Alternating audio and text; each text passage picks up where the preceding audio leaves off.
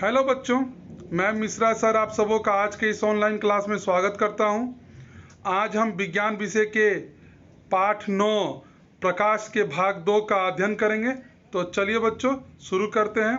आज के इस भाग में हम सीखेंगे कि समतल दर्पण से बने प्रतिबिंब की क्या विशेषताएं हैं, परावर्तित प्रकाश को पुनः परावर्तित किया जा सकता है, बहुमूर्तिदर्शी क्या है, पेरिस्कोप क्या है, प्रकाश का विक्षेपण क्या है और इंद्रधनुष के बारे में हम लोग आज के इस भाग में अध्ययन करेंगे बच्चों। तो चलिए शुरू करते हैं।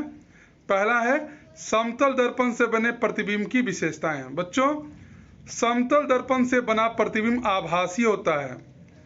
समतल दर्पण से बना प्रतिबिंब दर्पण के पीछे बनता है और समतल दर्पण से वस्तु की दूरी तथा प्रतिबिंब की दूरी समान होती है। प्रतिबिंब का आकार वस्तु के आकार के बराबर होता है। समतल दर्पण से बना प्रतिबिंब सीधा होता है और समतल दर्पण से बना प्रतिबिंब पार्श्विक परिवर्तित होता है, मतलब दाहिना का बायां और बायां का दाहिना हो जाता है। अब जानते हैं परावर्तित प्रकाश को पुनः परावर्तित किया जा सकता है। बच्चों, जब हम दो समतल दर्पणों को कुछ कोण पर रखते हैं तो एक वस्तु का बहु प्रतिबिंब बनता है, मतलब एक से ज्यादा प्रतिबिंब बन जाता है। इसका कारण यह है कि एक समतल दर्पण द्वारा बनाया गया प्रतिबिंब दूसरे समतल दर्पण के लिए वस्तु का कार्य करता है। प्रतिबिंब की संख्या दोनों समतल दर्पणों के बीच के कोण पर निर्भर करती है। कोण जैसे जैसे होगा, कोण कम होगा तो प्रतिबिंब की संख्या ज्यादा होगी, कोण ज्यादा होगा, कोण का मान ज्यादा होगा तो प्रतिबिंब की संख्या कम होगी। बच्चों, दो समतल दर्पण को एक दूसरे से हम समकोण बनाते हुए चित्र के अनुसार इस प्रकार रखेंगे कि इनके एक किनारे आपस में मिले रहें और दर्पणों के बीच एक मोमबत्ती रखेंगे। मोमबत्ती के 3 प्रतिबिंब दिखाई देते हैं। जब हम इसे एक समकोण पर यानी 90 डिग्री के एंगल पे रखते हैं दर्पण को, दोनों समतल दर्पण को, तो हमें मोमबत्ती के 3 प्रतिबिंब दिखाई देते हैं। अब दर्पण को क्रमशः 0 डिग्री पे रख के देखेंगे, फिर 45 डिग्री पे रख के देखेंगे, 60 डिग्री पे रख के देखेंगे और 120 डिग्री पर रखकर उनके द्वारा बनने वाले प्रतिबिंबों की संख्या पता लगाएंगे। बच्चों, हम देखते हैं कि जब दोनों समतल दर्पणों के बीच का कोण क्रमशः 0 डिग्री, 45 डिग्री, 60 डिग्री और 120 डिग्री होती है तो प्रतिबिंब की संख्या 0 डिग्री पर अनंत, 45 डिग्री पर 7, 60 डिग्री पर 5 और 120 डिग्री पर 2 होती है। बच्चों, 0 डिग्री पर रखने का अर्थ है कि दोनों समतल दर्पण एक दूसरे के समानांतर होते हैं, इसलिए वो अनंत बनता है। बच्चों, दर्पणों के बीच के कोण के आधार पर प्रतिबिंब की संख्या ज्ञात करने का सूत्र है 360 डिग्री बटा कोण का मान और फिर जो आएगा उसमें -1 करना है। बच्चों, जैसे अगर 60 डिग्री है तो 360 बटा 60, तो उसको डिवाइड करेंगे तो कितना मान आएगा,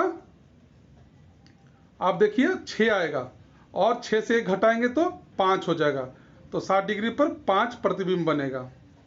अब जानेंगे बहुमूर्तिदर्शी के बारे में। बहुमूर्तिदर्शी एक ऐसा प्रकाशीय यंत्र है या खिलौना है जिसमें समान आकार के 3 आयताकार समतल दर्पण प्रिज्म के आकार से जुड़े होते हैं। रंगीन कांच के टुकड़ों से परावर्तन के कारण इनके अनेक रंगीन प्रतिबिंब दिखाई देते हैं। इससे अनेक सुंदर पैटर्न बनते हैं। बच्चों, इसके लिए क्रियाकलाप करके देख सकते हैं हम लोग। 3 समान आकार के आयताकार समतल दर्पण लेंगे और इन्हें प्रिज्म के आकार में जोड़ेंगे चित्र के अनुसार जैसे जोड़ा गया है। इसे मोटे चार्ट पेपर की बनी बेलनाकार नली में दृढ़ता यानी मजबूती से लगाएंगे। नली के एक सिरे को गत्ते से बंद कर देंगे जिसमें भीतर के दृश्य देखने के लिए एक छिद्र बना हो और नली के दूसरे छोर को समतल कांच की एक वृत्ताकार प्लेट से दृढ़ता से ढक देंगे। इस प्लेट पर छोटे छोटे रंगीन कांच के टुकड़े रखेंगे। नली के इस सिरे को घिसे हुए कांच के प्लेट से बंद करेंगे। रंगीन टुकड़ों के हलचल के लिए पर्याप्त जगह छोड़ देंगे। अब छिद्र के भीतर देखेंगे कि और नली को धीरे धीरे गोल घुमाएंगे। बहुपरावर्तन के कारण अनेक प्रकार के सुंदर पैटर्न और डिजाइन आपको दिखाई देंगे बच्चों। आप देख सकते हैं इसी प्रकार का पैटर्न और डिजाइन दिखाई देगा बच्चों आपको, और इसी तरह अलग अलग जितनी बार देखेंगे उतनी बार अलग दिखेगा। इसका यही खूबी है बच्चों, जितने बार उसको हिला के देखेंगे हर बार एक नया पैटर्न और डिजाइन दिखेगा। आप जानते हैं पेरिस्कोप के बारे में। पेरिस्कोप एक ऐसा प्रकाशीय यंत्र है जो वैसे वस्तु को भी दृश्यमान करती है जो दृष्टि रेखा पर न स्थित हो। यह समतल दर्पण से प्रकाश के परावर्तन के सिद्धांत पर आधारित है बच्चों। आप चित्र में देख सकते हैं, ये इसी अनुसार हम इसको सजाएंगे। इसके लिए क्रियाकलाप कर लेते हैं। एक लंबे गत्ते का बॉक्स लेंगे, उसके दोनों सिरों पर एक एक समतल दर्पण इस प्रकार लगाएंगे कि गत्ते के किनारों के साथ 45 डिग्री के कोण पर हों और परस्पर समानांतर हों। दोनों दर्पणों के सामने एक एक छिद्र काटकर बनाएंगे। अब नीचे के छिद्र से ऊपर के छिद्र के सामने स्थित वस्तुओं को देखेंगे। हमें ऊपर के छिद्र के सामने स्थित वस्तुएं दिखाई देने लगेंगी। यह भी प्रकाश के परावर्तन के कारण हो पाता है बच्चों। अब एक और क्रियाकलाप है, बड़ी वस्तु का समतल दर्पण से प्रतिबिंब बनाना। एक वस्तु को समतल दर्पण के सामने रखेंगे। वस्तु से आने वाली आपतित किरण दर्पण से टकराने के पश्चात परावर्तित होकर हमारे आंख तक पहुंचती है। परावर्तित किरण को पीछे बढ़ाने पर जिस बिंदु पर वह मिलती हैं वहां आभासी प्रतिबिंब दिखाई पड़ता है। समतल दर्पण से बनने वाले बिंब आभासी होते हैं क्योंकि परावर्तित किरणें किसी एक बिंदु पर मिलती नहीं वरन बिंब से अपसरित होती हुई प्रतीत होती है बच्चों। आप जानते हैं सूर्य का प्रकाश के बारे में, वो श्वेत है या रंगीन। बच्चों, सूर्य के प्रकाश को श्वेत प्रकाश के रूप में जाना जाता है। वास्तव में यह श्वेत प्रकाश 7 रंगों का मिश्रण है। एक प्रिज्म की सहायता से यह दर्शाया जा सकता है कि श्वेत प्रकाश 7 रंगों का मिश्रण है बच्चों। आप देख सकते हैं ये प्रिज्म है।